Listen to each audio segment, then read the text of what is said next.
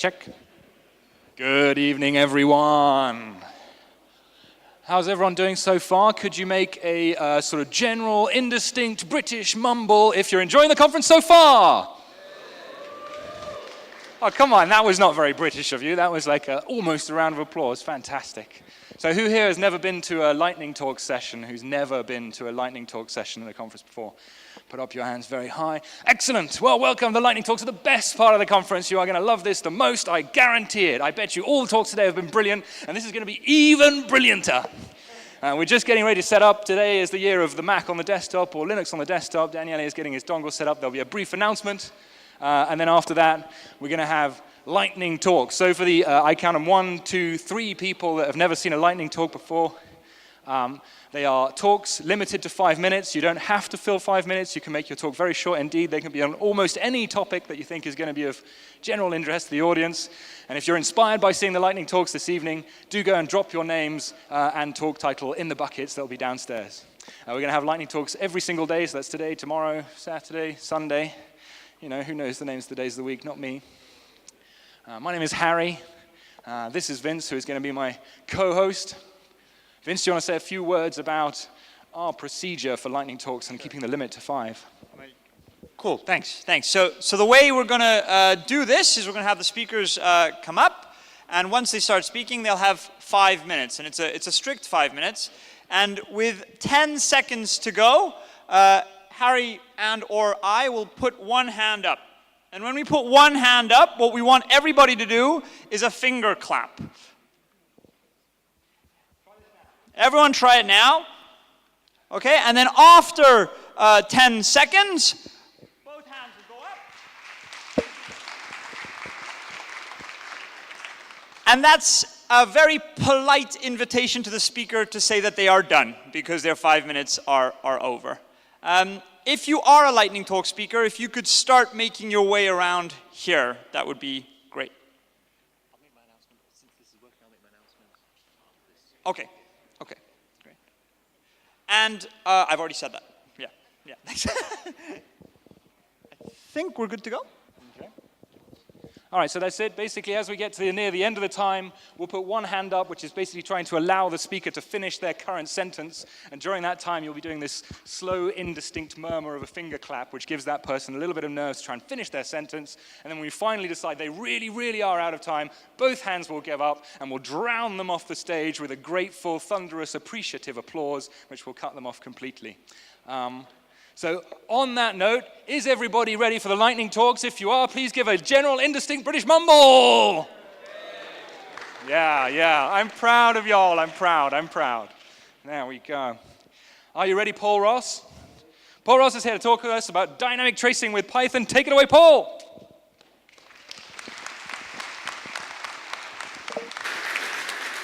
Thank you. Who needs PowerPoint? Okay, this is about dynamic tracing with Python. So the great thing is Python 3.6 has dtrace support. Dtrace is really awesome. I'm going to show it to you. Okay. You have to build Python 3.6 out of source yourself for dtrace support.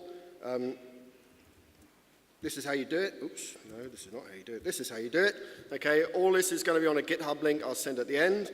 You don't need to do this because I've done it already, and I'm going to try and do a live demo right now.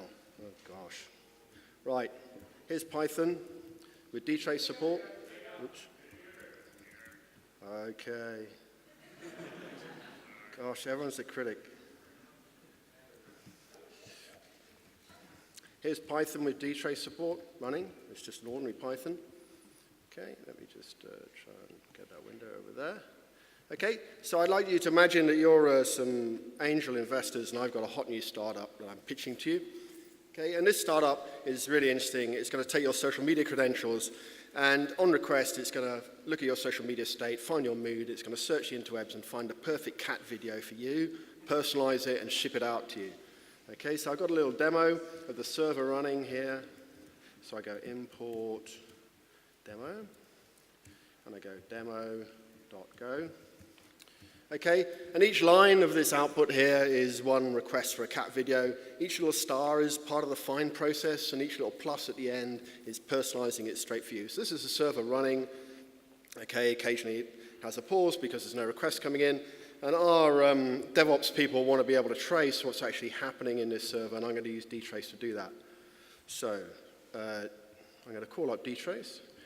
I'm going to give it a script, which we'll see what happens. This one here, and I'm going to give it the PID of the process 48649. Okay, it's sudoed, so I have to give my password, and here's dtrace working. Okay, it's giving you a complete stack trace live. It's attached itself to that process. It's giving you a complete stack trace live of the actual running server. You see when the server pauses, the trace pauses, and there's a huge amount of really useful information here on the right. Okay, the first column is, for example, the core that the Python's running on. The third column is the microseconds since the last line, and you've got a complete stack. You might say, yeah, whatever. Okay, that's not that interesting. I just want to know when one particular function is going to be called. So let me just see if I can hack into that script there that I just ran. This is the script that I ran. I'm going to take this line, and I'm just going to insert it in here, which is where dtrace does the function entry points and exit points for Python. I'll save that. Run dtrace again. And now you just get the function that you actually asked for, okay, with the microsecond delay in it. I haven't stopped the server, I haven't to recompile anything. I just can do it all on the fly. So you might say, okay, that's not very interesting. I like a bit more statistics on this, so I'm going to run a different script here, different D script. Okay, B here. Okay, server's still running. I haven't changed anything there. It's going to run for a while. Okay, when I reckon I gathered enough data, I Control-C out of it. It gives me a table of every Python function call that's been made, how many times it's been called, the elapsed time of each function, inclusive of its children and exclusive of its children. You say, not very interesting. I want to see some pictures. Okay, so let's see if we can get you some pictures. Just another script here. Okay, it runs for a while. When I've had enough time, Control-C out of it. Here it gives you a histogram of the execution time of every function. And you see the bottom one here is actually this find function here. And you can see there's quite a lot of jitter in the execution time because our startup tries really, really hard to find a perfect cat video for you, and that sometimes takes some time. Okay. So that's the end of the live demo. That's all I got. Thanks for watching.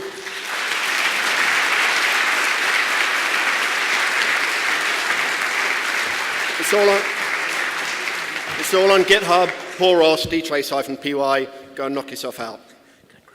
All right, our next speaker after Daniele's announcement will be Austin Bingham. Are you here, Austin? All right, be nearby to come and set up. I've tried it on mine already.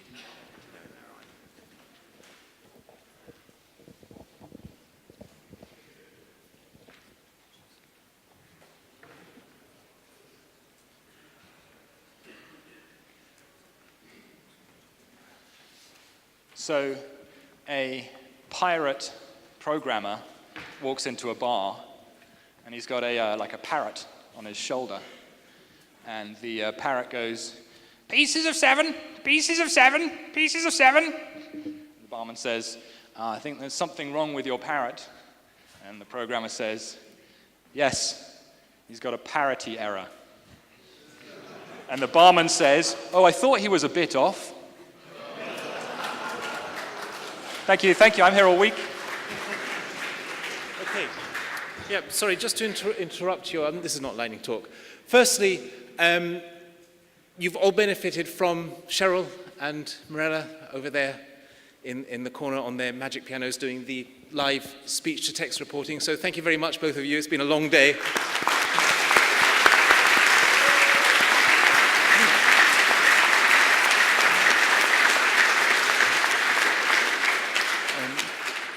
We always appreciate having you here. I think you have to leave before we quite finish, so this service will stop unless someone else thinks they're good enough to have a go.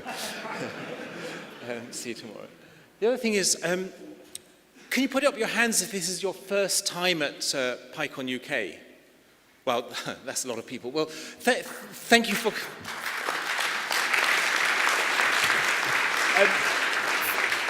thank you very much for coming. Now, could you put your hand up if you've been here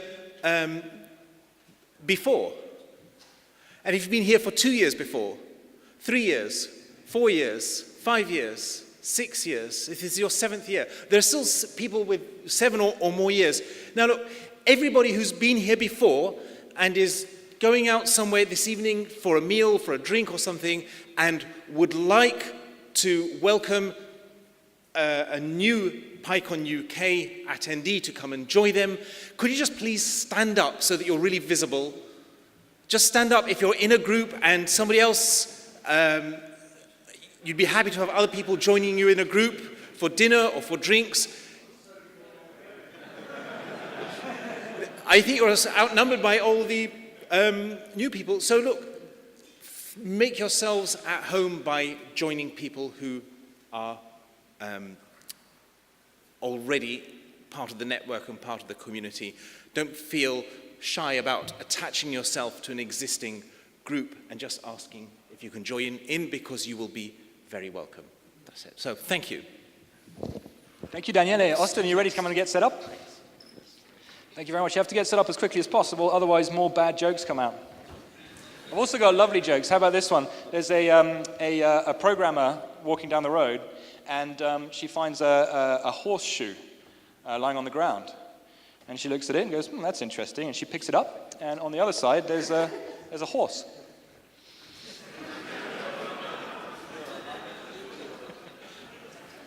The mic is the one in the podium. And that picks up quite a lot. You don't have to be right in front of it. It picks up from several feedback. Sound good? There you go. Okay. Take it away, Austin.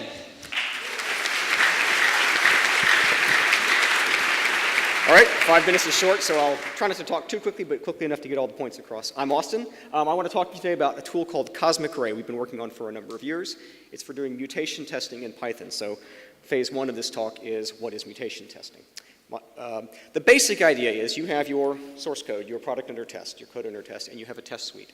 You apply a small change to your code under test, you run your test suite, and if your test suite fails, this is good. It means your test suite detected the change that the mutation tester made to your source code. This is what you want. Another possibility is that your code goes into an infinite loop or crashes in some strange way. We call these incompetent. This is also okay. What you don't want to happen is for your test suite to pass. When you've made a change, you would want your test suite to notice, hey, something's failing in me now because I detected the change that was made in your code. This is the basic idea behind mutation testing, automating that process over your entire body of source code to make sure your test suite is up to snuff, that it's detecting all and testing all the functionality of your program. Of course, what we want to do is kill all the mutants. This is, we make all these mutants, we want to make sure we kill them all. That's the goal of mutation testing. So what does mutation testing actually tell us when we run these tests? One is that our test suite fails, and one of the tests asserts false or something like that, and this is good. It means that our test suite is high fidelity enough to have detected the change that we made.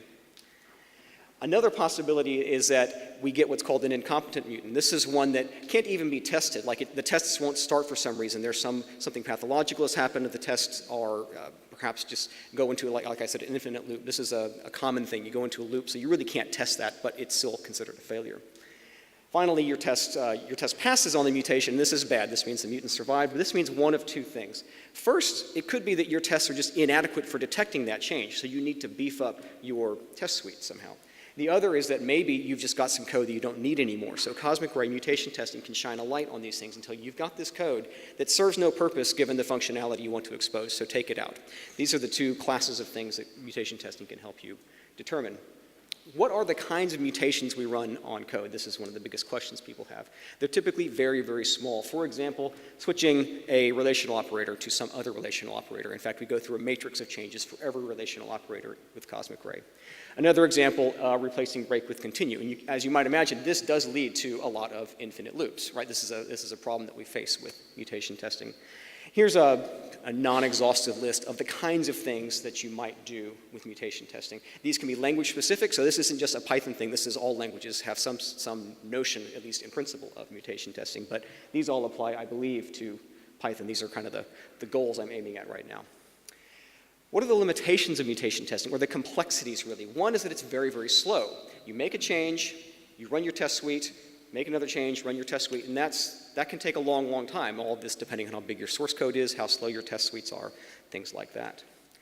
Another is this question of infinite loops. What do I do when my code goes into these states? And the short answer right now, we have a timeout. We just kill your processing state. We think it's gone into an infinite loop. We base this on baselines and some baseline timings of unmutated code.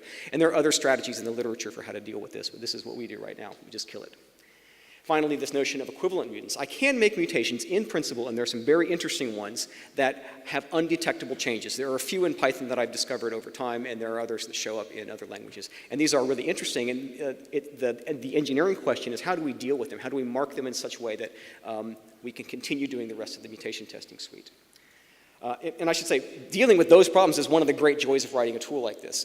This is a really fun project to work on, and it's because you get to face really difficult problems like that. So, Cosmic Ray, you can get it on 60 North repo on GitHub if you want. It's all open source, and we would love to have contributors.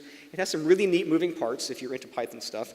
One is we mess with the AST a lot. We pull in source code, generate an AST, walk the AST, and change it, and then we use injection techniques to stick it back up into sys.modules. So we silently replace modules with the mutated versions in a way that's completely invisible to all client code. This is a really important thing. And you'll learn about some really interesting details of the Python runtime. It has a plugin system for all sorts of stuff, the operators, the test runners, the execution backends. That's a work in progress. But all these things, if you want to see how plugins are done in Python, we'll show you how it's done. And if you really want to see this stuff, there's a lot more really interesting stuff in there. If you want to see this stuff, if you're interested in learning about this and working on it, we're doing a sprint on Monday, and I would love to have people come. Even if you don't think you can do any real work on it, just want to learn more about it, just show up. I've never run a sprint. I've never even been involved in a sprint, so I have no idea how it's actually going to go, but we're more than happy to have anybody who's interested. Thank you very much.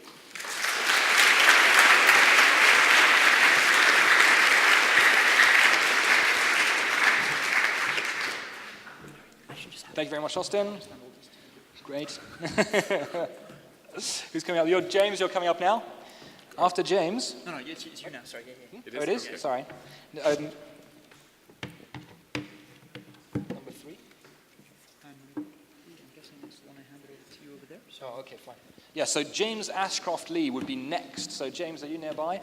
I'm ready to do fantastic. So you'll be next. So I'm just want to check in that you're really close by. I'm really excited about doing your talk. I'm really ready. And there's no chewing gum in your VGA ports or your HDMI ports or your DD. What do they call them? Mac ones? DVI, dual display, USB-C these days. Ah, wonderful. There we go. We'll give it a few more minutes. Yes. It's a long-standing tradition of Lightning Talk hosting that I should do a brief wrap.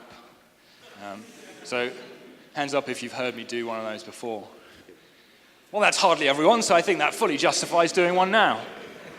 This is a song that I used to laugh at when I was a sort of stupid teenager and then enjoy ironically. And now I just straight up enjoy it. And it's by 90s hip-hop icon Salt and Pepper. And it goes a bit like this. Now I can bring home the bacon, fry it in the pan, never let you forget that you're a man, because I'm a W-O-M-A-N, that's what I am, doing what I can. The thing that makes me mad and crazy, upset, gotta break my neck just to get my respect, go to work and get paid less than a man when I'm doing the same damn thing as he can, when I'm aggressive. Then I'm a witch. When I got attitude, to call me a bitch. Weak as sex, yeah, right, that's a joke. Have you ever been in labor? I don't think so. No, I'm a genuine feminine female thing. Can you hang? Ain't nothing but a sheep thing. There's a handful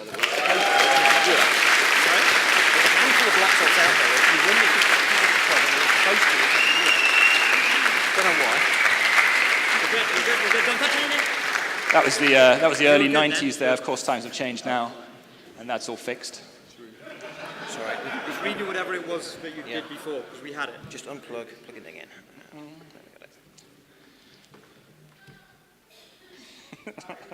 Yes? Got every word? There we go. Maybe the typist is a Salt and Pepper fan, huh?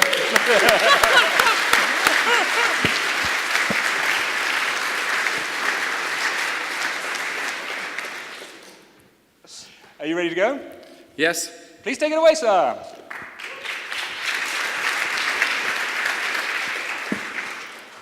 Pythonlinks.info is a discovery engine for the Python web. The problem is when you do a search on Python, you get 203 million results, and that includes Monty Python and snakes and SEO spam and all kinds of other junk. Before you search the entire web, browse the curated web. How do you organize the curated web? Well, for centuries, librarians have been organizing information as taxonomies, as trees, so related items are in the same category. So I built a website. It's a tree of categories containing links to curated information. It's great for beginners because they don't even know the names of the libraries to search for. But what people really love are my maps of Python companies. Here's the map of Python companies in London. You can click on the company. You can see one of the companies has the Python icon. That's because the UK Web Hosting Review is a proud sponsor of Python Software Foundation, so I gave them the Python icon. You can scroll down and you can see the table of companies in London. You can click up, you can see the map for the United Kingdom. You can see the table of companies for the United Kingdom. You can scroll up, you can see the map for Europe. Poland is really mature. I live in Eastern Europe. I'm working on the British maps. And of course, if you look at the table of companies in Poland, on the right-hand column, you can see what they specialize in. So it's easy to find the nearshoring company that has the expertise that you're looking for. I invite you to add your company to the map. Just go to your city and click on Add Link in the upper left-hand corner. Title is the name of your company. If you want to make your company really good, you can add not just the jobs and the careers, which the recruiters like to add, you can add links to all your products and GitHub and Facebook and Twitter and YouTube accounts. Make your company look really good. Better yet, sponsor the Python Software Foundation. It's fast. It's all done on Python, on the ZODB, the Object-Oriented Database for Python. I'm doing a talk tomorrow at 3:30. I download the JSON, so it's really fast. And developers love it, because the first thing they want to know is what are the companies that I can work for near me? Python Software Foundation loves it because they want more sponsors. The user groups and conferences love it because they want to know which companies can sponsor their conferences. The recruiters love it because now they know which companies they can target for recruiting Python developers. Maybe the HR departments don't love me so much, so if you're from an HR department, talk to me. We can hide your company from the recruiters, but just let the developers see it. But I need help. Poland, Eastern Europe, I can do very easily on myself. The companies, the markets are smaller. For London, for England, for the rest of the world, I need you to go register your company, just not all at the same time. And I need the user groups to make sure that all the companies in your city are actually registered on this database that everyone can use. I need the national groups to make sure that all the different user groups are registered. Thank you very much. I invite you to follow me on Twitter, Python Links on Twitter. Go to pythonlinks.info and click on Hello. On Contact, I've got stickers I'll give out at the end of this as people are walking out. Or best, I'm here. Just come talk to me. Thank you.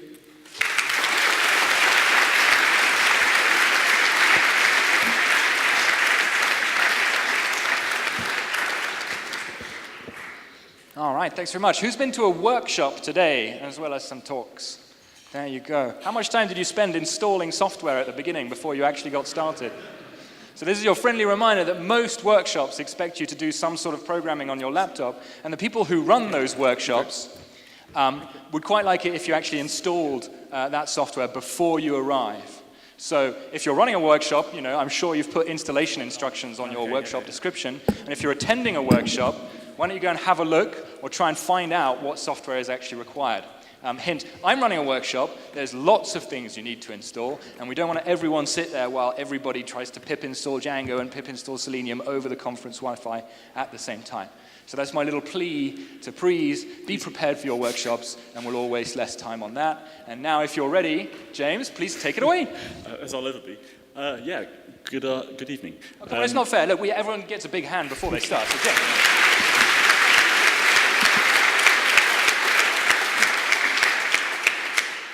Okay, so just to set some expectations, I haven't got any demo or any public code for this, but I'll share my idea, and then I'd like to talk to you, if you approach me individually afterwards, for questions.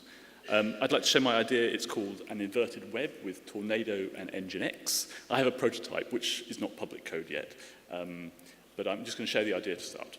So this is the basic stack that you have for a web application before Inversion.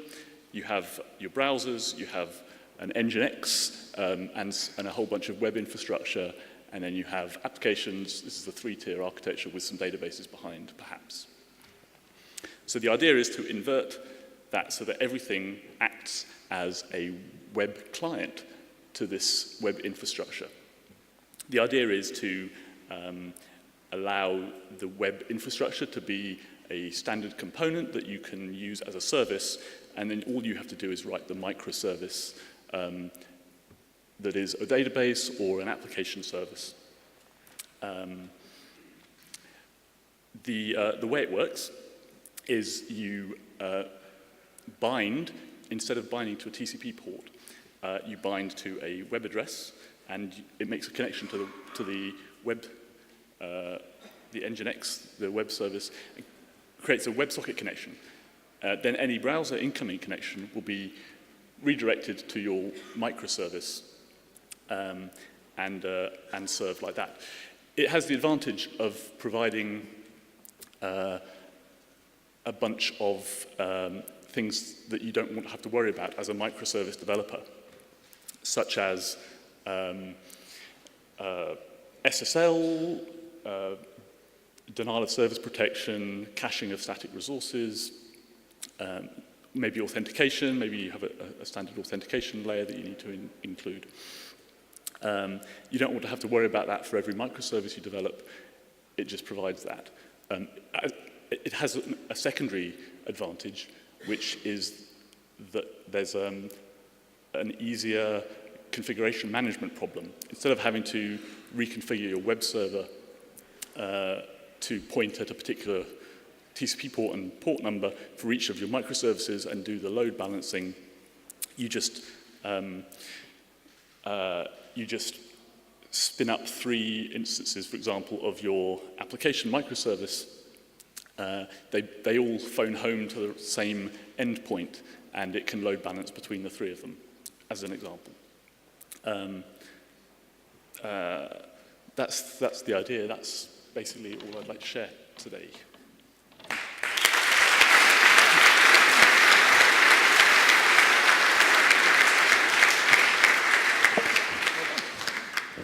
Thank you very much. Who's next? There we go. Nick Murdoch next. And then after that, let's have Grant Stevens setting up. Nick, are you here? Hooray. And Grant, you're there. Ready to go. Raring to go, I can see. Can barely contain his excitement. Neither can we. Right, so I've done my announcement that was essentially just for me. Anybody else got any announcements? I can make them for you. I could guess at some announcements. There's an announcement, something to do with Welsh cakes. There's another announcement. I overheard someone earlier on saying, I think we should add a new rule to the code of conduct that says that you're not allowed to say there's going to be Welsh cakes when there aren't any Welsh cakes. It's clearly heartfelt. Can't you use this one?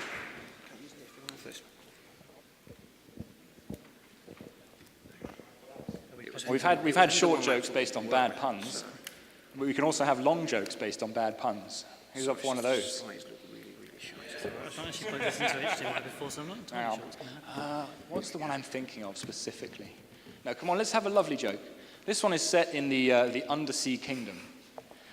So in the Undersea Kingdom, you may not know this, but there's a sort of highly stratified society, and there are kind of nobility, which is lobsters.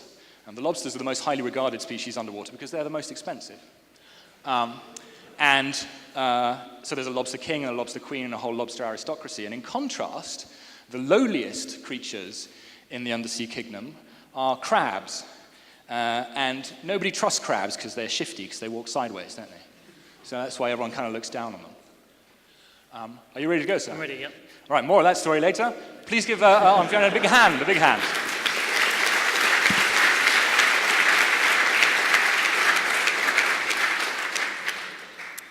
Okay, so this talk isn't about a project I'm directly involved with, but I did it once, thought it was cool, and thought people should know about it, so here we go. Has anyone here heard of National Novel Writing Month, NaNoWriMo? Or even better, even done it? Okay, that's not bad. So for those who don't know, NaNoWriMo is a an event where you have to write a 50,000 word novel in a month of November. That's about 1,700 words a day.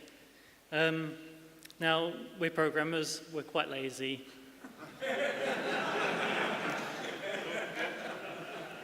So this guy, Darius, had an idea that instead of writing a novel, you could generate a novel using code. Now, that could be something as simple as he says, the word meow repeated 50,000 times, or you could literally just connect to Project Gutenberg, grab a file, see if it's more than 50,000 words, and call it done. Obviously, most people go a bit further than that. The way it works is that it's a GitHub repository. Each person who has an idea for a piece of code can open a ticket, which counts as their project proposal, and then when they've completed it, or if they've got a preview, then the maintainers mark that as complete. So I thought I'd just show kind of a few of the things that people get up to. The project provides quite a few resources, so there's this one which has basically just a load of data files with adjectives or nouns or other things that I can't quite see from here.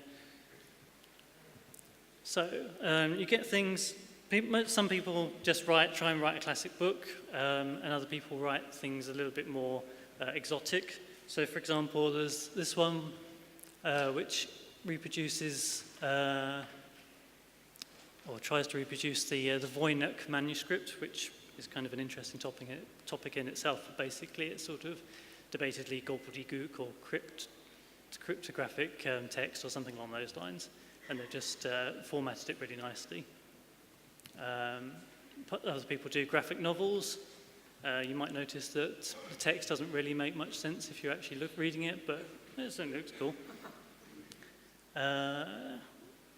This one's Moby Dick, this is Moby Dick or the Cyber Whale, where someone's just scraped Moby Dick and replaced certain things with certain other words to make it sound more cyberpunk. Then there's this one. Gets very weird very quickly.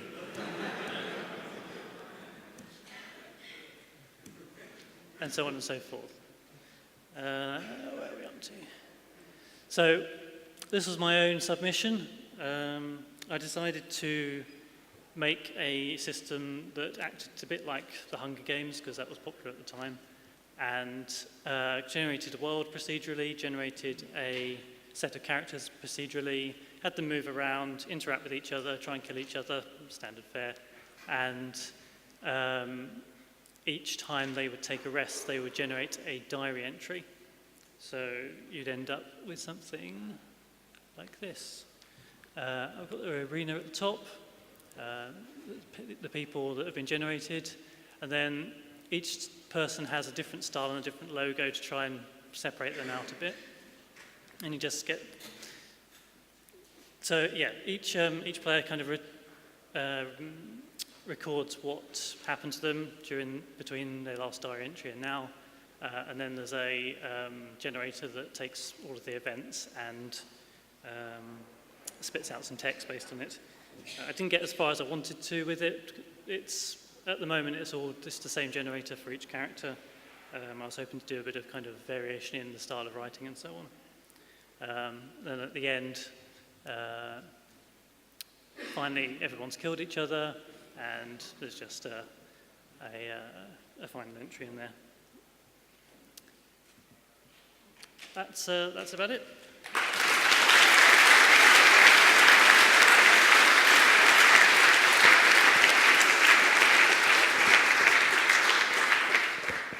All right, always good to see a few more projects precipitating the inevitable end of humanity and replacement by a superhuman AI. Dave Sim is going to be next. Yeah. So the king and queen lobster have a beautiful daughter, a lobster princess. But it just so happens, would you believe, that she falls in love with a lowly young crab, and they have this kind of star-crossed love affair underwater. And this is all very well for a while until the lobster king gets wind of it, and he's furious, obviously. He's like, I'm not having my daughter hanging around with some lowly, young crab, shifty, sideways walking crabs. I can't stand them. I'm not having this. So he locks her up in the highest tower of his undersea palace, which I guess makes it the least deep underwater. And he says, that's it, no more crab. And the crab, obviously, is the young crab. He's totally distraught. He's drinking away his sorrows in all the undersea bars, telling everyone he had a beautiful lobster girlfriend, and everyone's like, yeah, whatever. And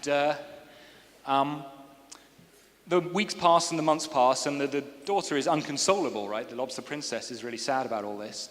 And that's making the king sad, too, and he's thinking, well, maybe we'll try and cheer her up. So to try and cheer her up, he's going to have a massive ball in the undersea palace.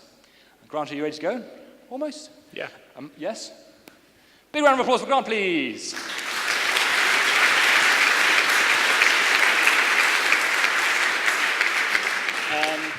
Right, so 5-minute lightning talk, 5 minutes to prepare kind of thing. I'm Grant Stevens. I work at a company called Edited in London. We're outside, come have a chat sometime.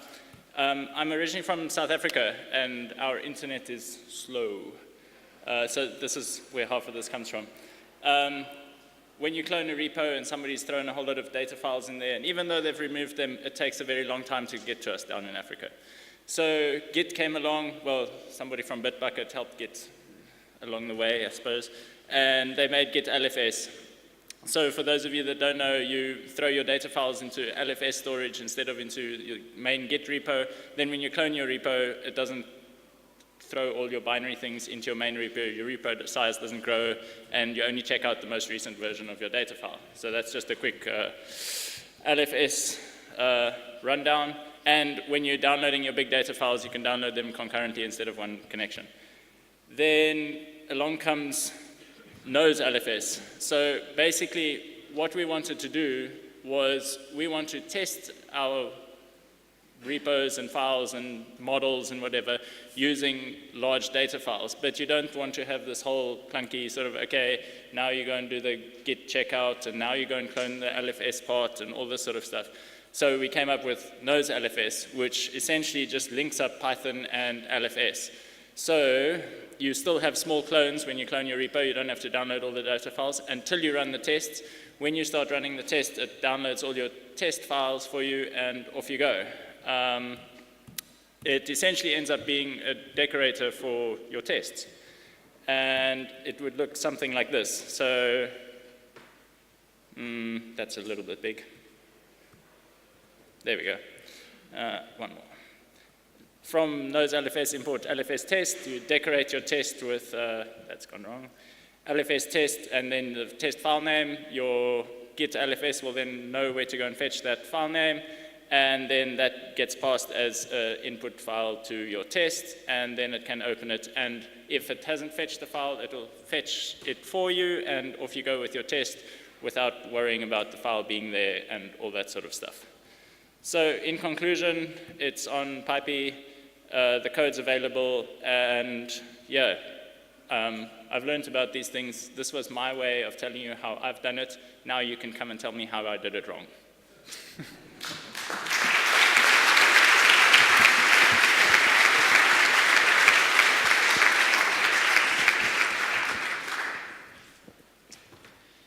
So the king's going to have a big ball, and he's going to invite all of the undersea dignitaries, all the respectable underwater creatures. So more lobsters, porpoises, tortoises, starfish, no crabs. And the crab gets wind of this, and he's even sadder, right? Like, so he's still drinking away. And the ball happens. All these amazing undersea creatures come. There's the king and the queen on their throne, and next to them is the lobster princess, surrounded by all sorts of eligible undersea suitors.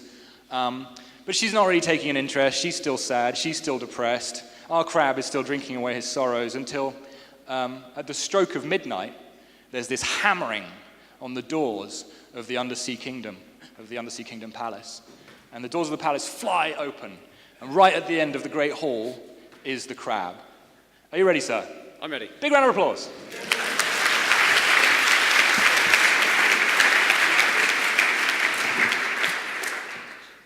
Cool. So today I'm going to be talking about 3 things I learned while doing something I shouldn't. And particularly, I'm going to talk about the most common Python mistake of all, which is exit. Use exit, Control D or EOF to exit. So, there are very good reasons that this is what happens when you type exit in a Python interpreter. You can look online, you can find people like Guido explaining why this is and why they shouldn't change it so it just exits. But suppose there aren't good reasons to do this, and we wanted to change it, or at least on our computer, so it does do what you'd expect, rather than printing a passive-aggressive message at you. Can we make exit mean exit? Warning, don't do this. So what is exit, anyway? Exit, well, we run type on exit, and we find it is, in fact, an instance of a class. And that class is site.quitter. And because everything's nice and open source, we can go and look at quitter. And we see, as I suppose you might have guessed, it's a callable. So if you just type the bare name of it, you get the repr string. If you type it with the brackets, you get the actual effect of it, and it exits. Precisely how it exits is slightly complicated for reasons. So, simple. We just monkey patch it. If we assign its call underscore method to its exit sorry, the first thing I learned was this fact about it being an instance of quitter. Yeah, so we assign its call underscore method to its repr underscore method. It tries to call the repr method, actually calls the exit method, and you're done. Or are you? No. What? So, when all else fails, look in the docs. For custom classes, implicit invocations of special methods are only guaranteed to work correctly if they are defined on the object's type, not in the object's dictionary. When we did our monkey patch, or in other words, yes, repr of foo is the same as type of foo.repr of foo, not foo.repr. So when we monkey patched it, we updated its instance dictionary, but not the class dictionary. So the implicit invocation was unchanged. Why? Well, some magic methods are expected to work on all Python objects. And because everything's an object, that includes types. So if I have a class which has a repr method defined, then if I call repr of an instance of that class, I would expect to get the repr method I've defined. If I call repr on the class itself, I do not expect to get that method repr I've defined for the instance. I expect to get told that it's a class. The repr method on the foo object is foo.repr. The repr method on the foo brackets object is also foo.repr. However, the repr method on the type of foo object is object.repr, and the repr method on the type of foo object is foo.repr. So we have to go up to the type to make sure we're actually getting the correct repr method rather than the instance. That's a slight digression. So, back to exit. Exit.class.repr equals exit.call. Exits, and we're out. Hey, can we save ourselves some typing, though? Yes. Continuing the documentation reading thing. After these path manipulations, blah, blah, blah, an attempt is made, this is on starting the interpreter, an attempt is made to import a module named site-customize, which could perform arbitrary site-specific customizations, blah, blah, blah, typically created, blah. So, all we do in our vend, which we're working in, we stick our monkey patch line into site-customize.py, and now, whenever we run our interpreter, we can exit as we like. If you really mean you get onto your mate's computer and do this so it doesn't exit anymore. Do it the other way around. Cool, and I'm also exiting. Thanks.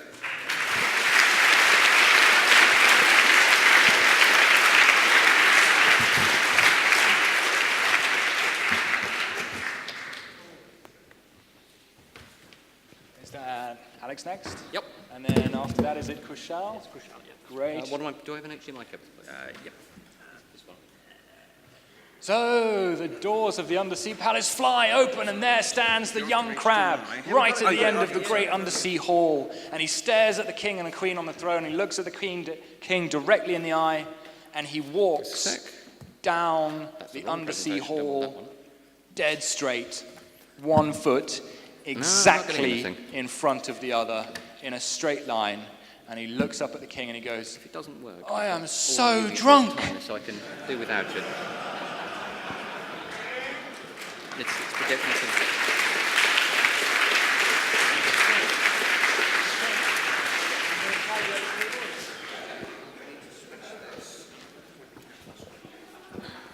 Excellent. Right. This doesn't work this time. We'll just go without slides. I think it's going to work. Ta-da. Okay, that'll do. Fine. Leave that there. Okay. Give Alex a big round of applause.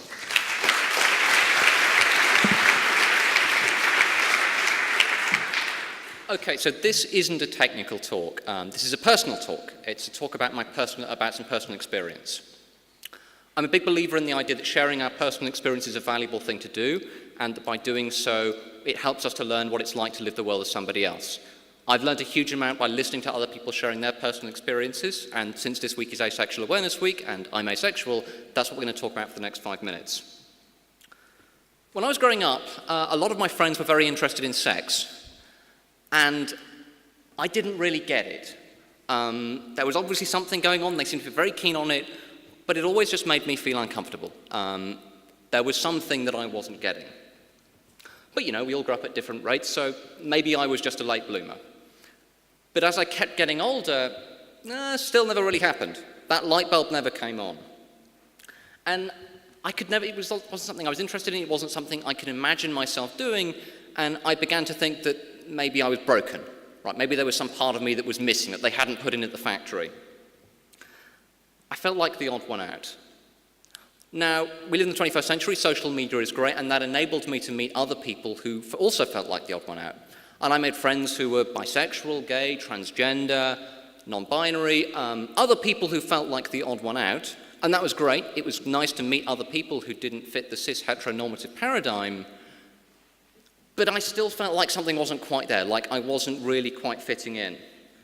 And then what happened a few years ago is that I was sent a link to a forum called Avon. Some of you may have heard of it. And Avon is a network for promoting awareness of asexuality. And when I read the definition for the first time, it was sort of like a light bulb moment. Something clicked. And for the first time I recognized, that's me! I had this tiny voice in my head that had been quiet for far too long, that finally recognized here was a place where I could belong. It's really hard to explain what discovering that label meant to me. For years I'd felt like I was broken, like there was a part of me that was missing or defective, and for the first time I realized that wasn't the case. I wasn't broken. There was a whole community of people who were just like me, who felt like me, who experienced the world in a way that I did, and that made me feel like I wasn't alone. I found a wonderful community and I made some amazing friends. Since then, I've become much more comfortable talking about my asexuality. I certainly couldn't have imagined that a couple of years ago that I would be talking about it to a room full of several hundred relative strangers. But it's still something that's very poorly understood. I still get a lot of questions about it when I come out to people, but it's really lovely to have found a place where I belong. Thing is, though, I imagine there are plenty of you in the room who perhaps haven't heard the term before or don't know a lot about it, so if you'll permit me 2 more minutes, I'd like to elaborate a little. Asexual is a term used to describe people who do not experience sexual attraction. We often shorten the term to ace. And, you know, within that group you get some small variations. There are people, for example, who might describe as grey asexual, which means they only experience sexual attraction very rarely.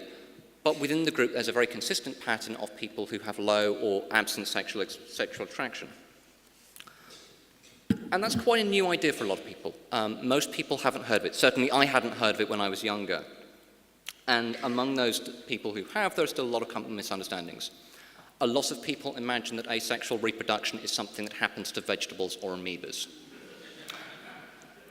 I am not a vegetable or an amoeba. It doesn't get a lot of time in the spotlight. Now, sometimes that can be a good thing. Some groups in the LGBTQ, UIAPD+ community experience vitriol, hatred, persecution. We tend not to get that because people don't notice that we're there. But being ignored comes with its own set of problems. We're overlooked, we're forgotten. We have to argue for representation in queer spaces. And I'm sure some of you will have often heard the A in LGBTQIAP+, misappropriated to mean ally, means asexual. There are still lots of asexual people who don't realize that their orientation is valid because they've never heard the term asexuality. And if everyone around you is having sexual feelings and you don't, you feel like the odd one out. You feel like you're broken. In hindsight, I was very lucky. I learned about asexuality when I was young, I found my place, but there are people in their 40s, 50s, 60s who I've met who didn't discover it until much later in life. And that feeling like you're broken, that really adds up. So this week is Asexual Awareness Week. It's a campaign to improve visibility and understanding of asexual experiences. Feeling like I was broken when I was younger was a miserable experience. Doing talks like this is my way to hope, maybe, shut up, I know the timer is done. Doing talks like this, writing about this, actually talking about it is my way of hopefully making that experience a little easier for somebody else. So thank you all for your attention.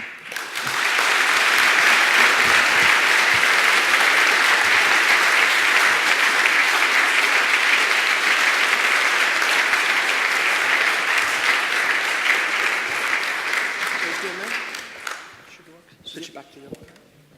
Yeah, let's see. All right, let's solicit jokes from the audience. I found out there was a whole genre of jokes, just Sean Connery jokes. That's a thing. Has anyone heard of that? Anything? Yeah? Hands up if you've heard of Sean Connery jokes. Can you tell us one, sir? Hasn't? Or you just don't want to? You're like, no, I've heard of that. I don't think anybody else should have to experience it. Well, they will! Yeah, if you can ask the next person. Cool. Can we swap the order? Can we get Ronan? Yeah, we can swap around. Is Lemmy here? Remy? Or Lemmy? Sorry? Ronan Lammy. Yeah, we go. Or is it Omar? Are you here, Sam? Great. We've got to recompile the kernel on this machine. Yeah. This is the year of Linux on the desktop.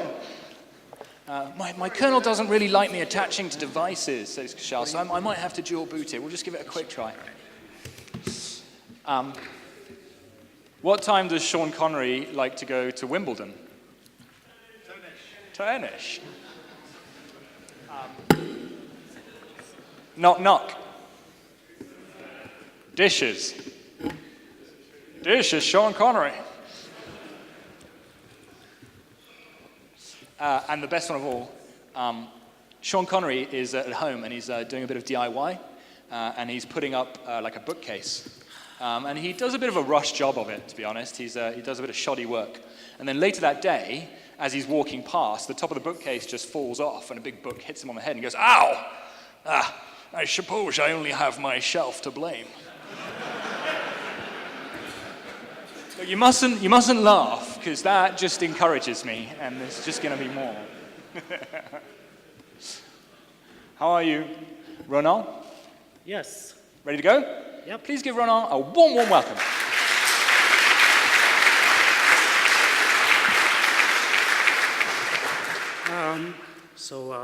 Hello, I'm Ronan, and I'm a PyPy co-developer. So I wanted to give you an update on what we've been doing for the past year or so.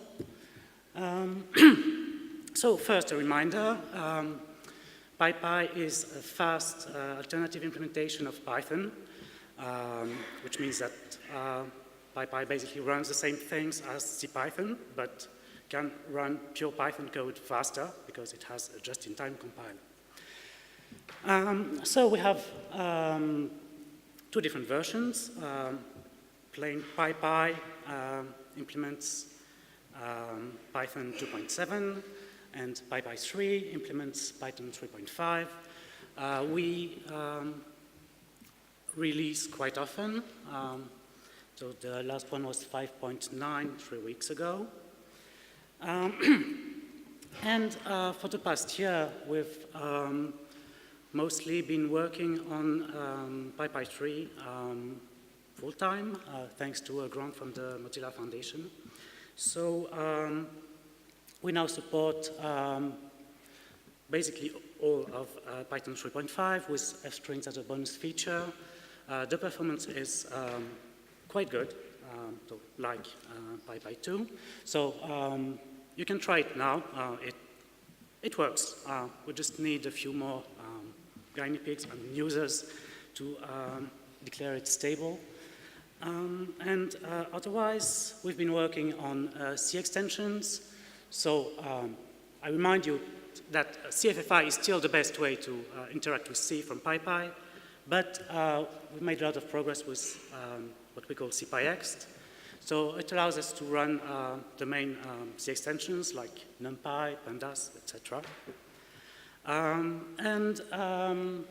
Most recently, we've had a sprint in Cape Town, and we've done more work on CPyExt. We've found a good way to improve the performance of CPyExt. Hopefully, we can get C functions to run as fast as they do in CPython. So we hope to be able to run basically everything, like NumPy, Pandas, etc., as fast as CPython. And of course, without giving up on the advantages of PyPy for pure Python code. That's it. The near future is to finish 3.5. We have some work to do on Unicode. We need also to work on CPyExt. And further on, next year we'll probably start working on Python 3.6. And we have a project to maybe remove the GIL, but that's quite a lot of work, and we'd need some guaranteed funding for that. So, well, it's up to you to make it happen. That's it.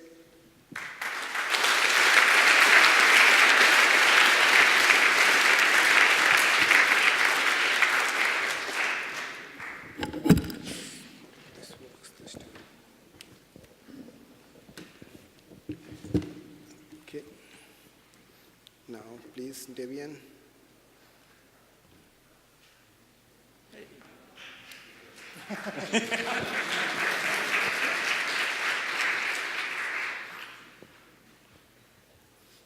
Oh. Hi.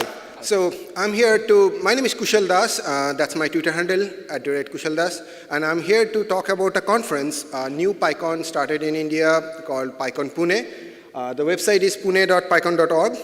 We started in 2017, that was the first edition, got around 550 people attending. So the main goal of this particular regional PyCon is to focus on community and upstream work. So if we can see the t-shirt.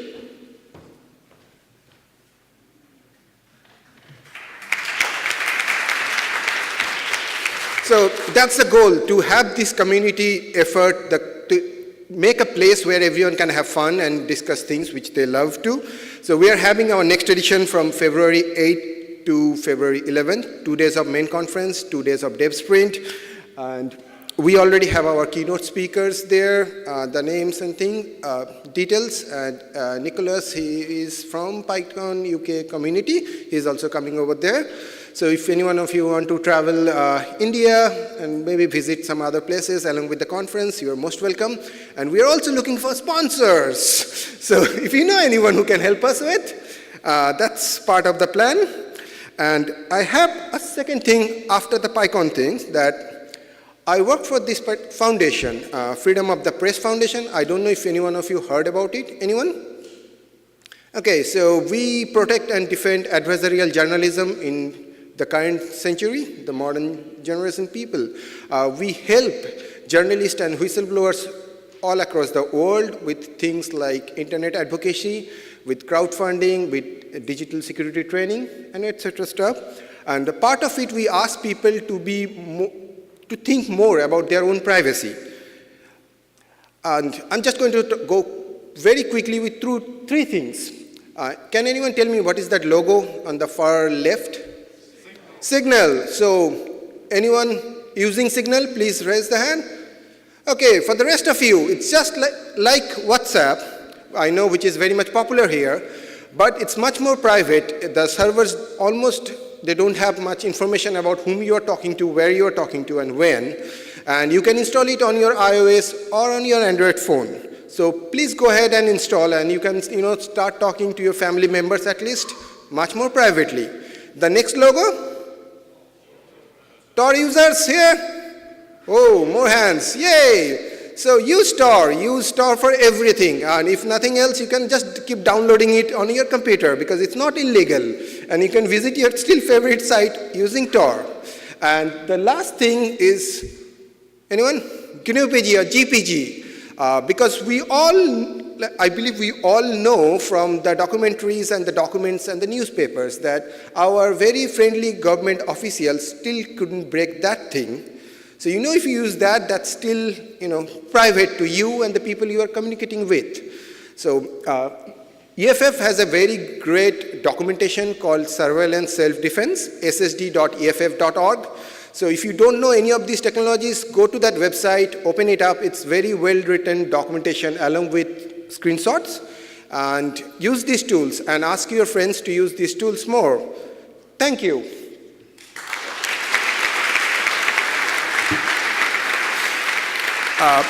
The laptop was way too secure at the beginning, so I had to reboot to a different kernel, which actually allowed me to use a secondary display.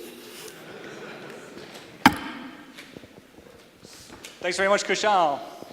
All of the Python conferences are always volunteer-led, and all around the world it's really important that they get sponsors. So if you are in charge of sponsorship money at a Python company, it is your duty to sponsor conferences like Kushal's. Or if you know someone who's in charge of sponsorship, get them to get in touch with Kushal or your local conference, please. Okay, great, everybody. That brings today to a close. So tomorrow we'll start up again at 9 a.m. There'll be Welsh cakes and coffee before that downstairs. Will there? And to those of you who are going to the dojo tonight, have a nice night. Thank you very much. Good night.